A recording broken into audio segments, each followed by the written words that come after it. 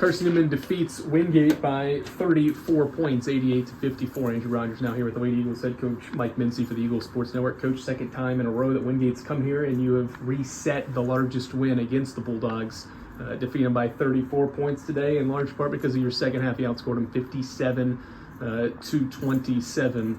What changed with your group, especially in the third quarter, to create that big lead and eventually put away a really good Wingate squad?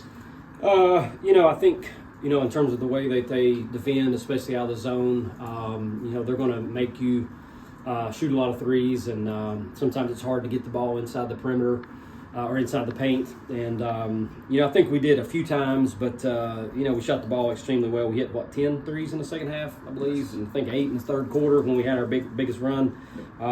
We got out in transition. Got some offensive rebounds because I think we were getting beat on the glass, both total rebounds and offensive glass, and we obviously flipped that around to where we won both those rebounding battles to get that in the second half. So I think it kind of started out slow there in the third quarter, but then once, and I don't know who all made all the shots, but once we hit a few threes there and kind of built our lead to double figures, I could just see our kids' confidence grow, and it kind of went on from there. And that couple that with defending extremely well. Yeah. Like we have. You mentioned the defending. How did you see that fuel your offense? Because at times I think you got good looks in the first half. They weren't falling, but your defense seemed to go to another level in the third quarter to then help fuel your offense, get some transition looks. Yeah. How did you see the defense in the half court translate to buckets on the other end?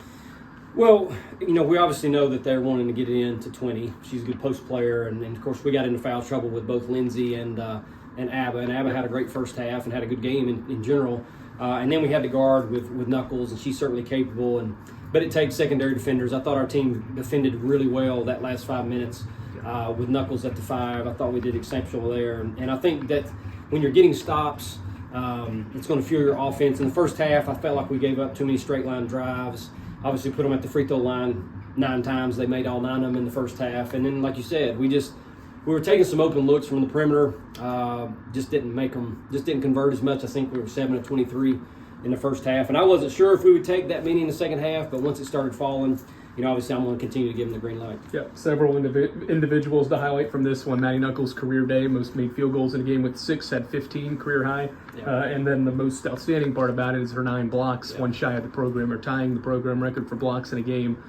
She fouled out last game. What did you see from her defensively to adjust and play really superb inside defense? There's been a lot of great play out of these last 3 games that we've won since our last loss, and I think that Maddie has been a game changer for us, honestly.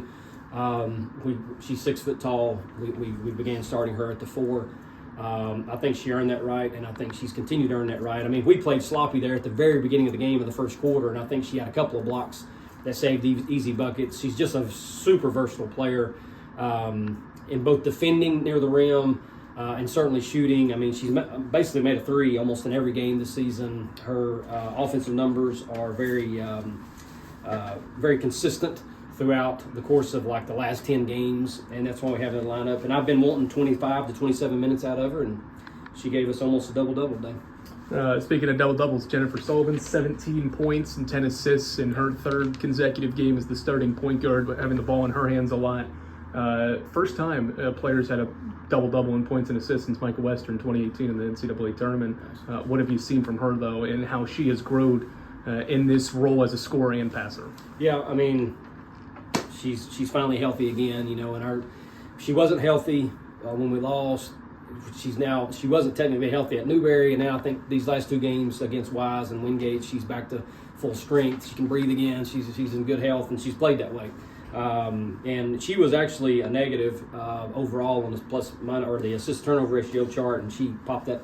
She's in good shape now with 10 assists and 3 turnovers, and it's hard to do, to get 17 and get 10 assists. If you're going to get 10 assists, that means you have people that you're throwing it to that are going to make shots. And I think that obviously our players did a good job of that today. Heading into this game, Campbell Penland had the most 3-pointers on your team. Emily Gonzalez resets her career high with 3 threes. Tori does the same with her 5. Yeah. How gratifying is it, a coach, to know your top 3-pointer statistically didn't have a good day, but 4 others really stepped up from long range? Just overall, it's good out of our team. I mean, that's what you got to have.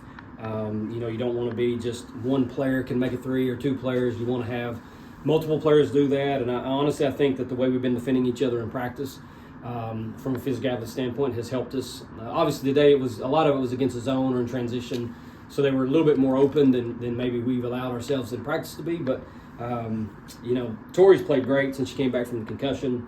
Emily's in here shooting all the time. I mean, it doesn't surprise me that she's now converting from the three. Jen can obviously shoot. CP struggled today, but that she didn't start her second half. She was 0-7 in the first half. Comes out, first shot she took in the second half was a big three in the run that we made. So anyhow, all around it was a great performance. We've got 3 point guards. We're rotating right now. Carly, Jen, and Tori. They're all capable of playing it, and I really liked how Carly came out in the fourth quarter. Didn't get to play a ton there in the second half because of how well some of these other guards were playing, but she came in there and made buckets, went 2 of 4 from the field, and they finished with 5 points in minimal action.